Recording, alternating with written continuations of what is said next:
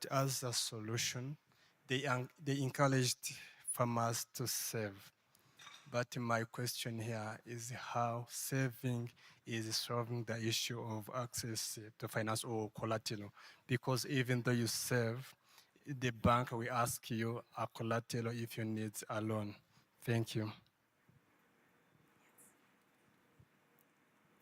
Ms. Manche, would you like to take that?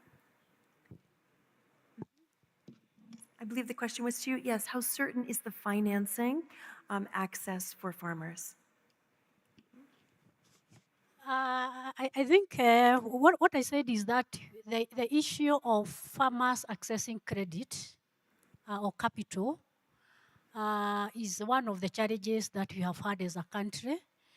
When we would train the farmers and then we would visit them and ask them, were you trained? They would say, yes, we've been trained on the teams. Then why are you not adopting? And the farmers would respond and say that I was not able to access credit, I was not able to access capital, because when I go to the main institutions, the banks, they ask me for a collateral. They ask for a title deed, they ask for a car loan. So we thought, how can we make our small-scale farmers access some retro capital, even to buy seeds, to buy some fertilizer, even if it is one bag?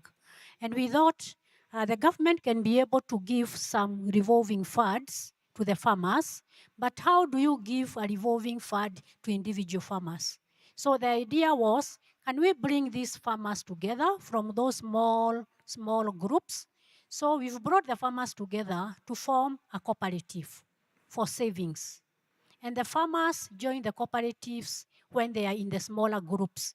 In those smaller groups, what we call the common interest groups or the self-help groups, the farmers know one another. So we encourage them to save every month with the cooperative.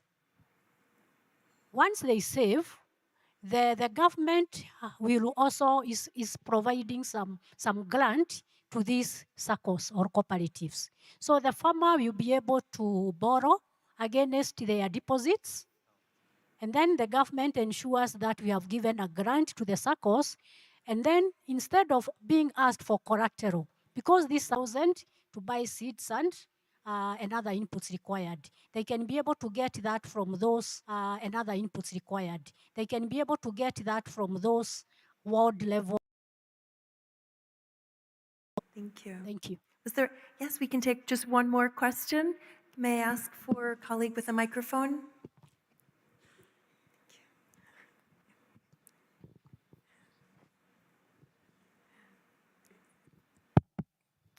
Thanks.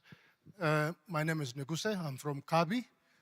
My question is just a follow-up to that what my sister has just answered to. So maybe most of our interventions tend to be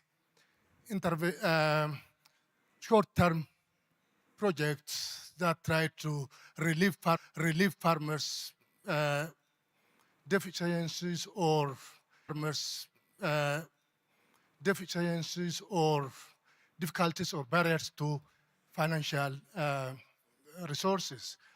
Can we really, maybe if you have to really achieve real food system transformation, can we aim intervening at policy level so that financial institutions can relax or tailor their product services requirements towards smallholder farmers?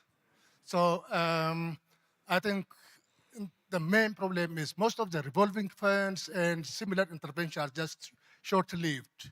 So if you try to intervene at policy level so that financial institutions can come up with a more farmer-friendly interventions, services, products, tailored products that could really help them to achieve greater transformation in the agricultural sector. Thank you very much.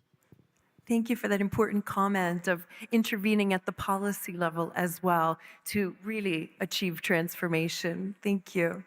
I'd like to invite our lead discussants, Madam Fatabang and Dr. Woke, to offer any reflections you have after listening to the country experience. Hello? Thank you. And let me also thank the colleagues on the panel from the countries. I think I was very rich. to read all the reports and to find out all the interesting things and good things that are happening in the countries.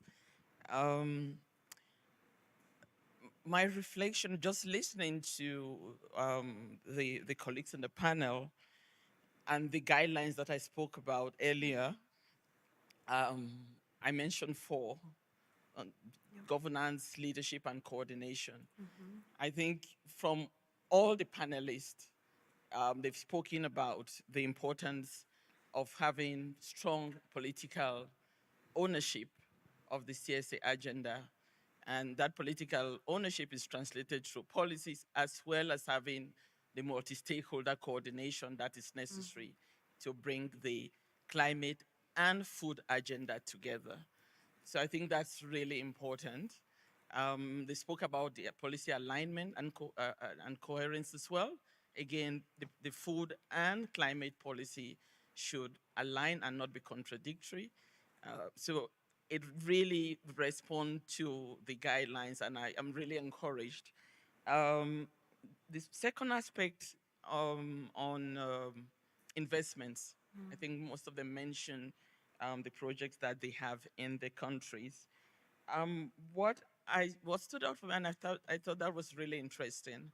I didn't hear much about the analysis of what kinds of programs are selected to be implemented in the country. So programs are implemented, but is there an analysis of which program will deliver more for the food system transformation agenda? And that's component 2 of the guidelines. And perhaps one of the reasons why we see the kind of reports on the biennial report achievement is maybe that gap in terms of the analysis that we do where investment flow. So that's an area where I think more capacity, because it could be as a result of capacity to analyze what pipeline should be developed. It could be as a result of where to get the resources to invest in this pipeline. So, countries might be going for readily available financing, not necessarily what is best or what will achieve more in terms of food system transformation. So I see from this contribution areas where we may need to put more effort, and the kinds of tools that will be useful to support member states. So for instance, the FSCAP will be a really useful tool as we go into domestication, to be in the menu of tools that member states could use in the analytical phase of domesticating CAADP. Thank you. Yeah, It's okay. I think it's on. Yeah. I take this one, thank you. Yeah, I totally agree with Mrs. Futterbong. It has been a very rich discussion, very insightful. I don't even want to make an attempt to summarize all these points, even after Estarine summarized it, you summarized it after the individual contributions very well. And because of the sake of time and everybody's hungry, I just would like to make one point, which is the importance of finance. I think this also was mentioned by each of the speakers. Particularly in this difficult funding environment we are in right now. So it's a question, the first question is, despite this difficult funding environment, how we can still further increase the funding for food systems? And the second one is, how can we spend what we have more efficiently? And I found a study by CPI, it's the Climate Policy Initiative last year. I found it very telling. They analyzed how much of the climate finance is going where, meaning in what sectors and what regions. And I just would like to invite the audience to make a guess of how much of the entire climate finance is going to agri-food systems. How much as a sector if you compare it to other? Are there any guesses? Kevlin said 3%. Well, it's 7%. But it's, from my perspective, it's a joke. if you think about the importance of agri-food system in the climate change context, if you look at how much the sector is affected by the impacts of climate change, if you look at how much can it be a part of the solution, in meaning reducing greenhouse gas emissions, if you look at the overall sustainability contributions of the sector to jobs, to livelihoods, etc., we need to make every effort to all of us for better advocacy to increase climate finance for agri-food systems. And what's even more telling is out of that 7%, which are 100 billion sounds a lot, but out of this 100 billion, only 8% are going to sub-Saharan Africa. And we are here to talk about sub-Saharan Africa. And I don't need to tell you how much your countries are affected, particularly your agri-food systems, by climate change. And last figure, I love figures, is they also looked at how much of the private climate finance is going to the different regions. And to Africa, only 3% of the commercial financial institution climate finance is going to sub-Saharan Africa. So we have to talk about de-risking, giving these financial institutions more confidence that it's worthwhile to invest in agri-food systems. And I know that the World Bank Group and others are working on appropriate financial instruments as well. And the other point is, so that's one angle. The other point is how to spend it more efficiently. And also Ms. Fotabeng already and others mentioned that already, that repurposing is really a strong angle or entry point we have. Currently, 650 billion are spent every year by governments on food system support, which is a lot, which is great, and it needs to be further increased. But it needs to be spent more efficiently. A lot is going to unsustainable production, contributing to land degradation, soil depletion, etc. But there are very promising examples from all the countries represented here, from Malawi, from Tanzania, from Kenya, and other countries, on how to repurpose those expenditures to more sustainable expenditures like soil health, which was also mentioned here. So we have these different angles on how to approach this challenge. That would be it from my side. Thank you. Thank you, and appreciate the advocacy there for increased financing for this region and the importance of appropriate financing. Thank you. Okay, you've heard a lot, and I'm sure many of you are upset with me that I didn't call on you because you had good questions ready or good comments. I will say that we are very fortunate. All of our FSCAP countries have a booth at the marketplace, and they are certainly ready to share more, hear more from you, and make connections with you. So I invite you to visit the marketplace and visit their booths to learn and share more.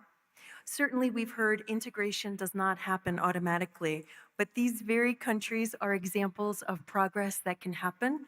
We congratulate you on your progress thus far, and we thank you for being so willing to share both the challenges and the successes you've achieved. Let's have a round of applause for all of our distinguished guests.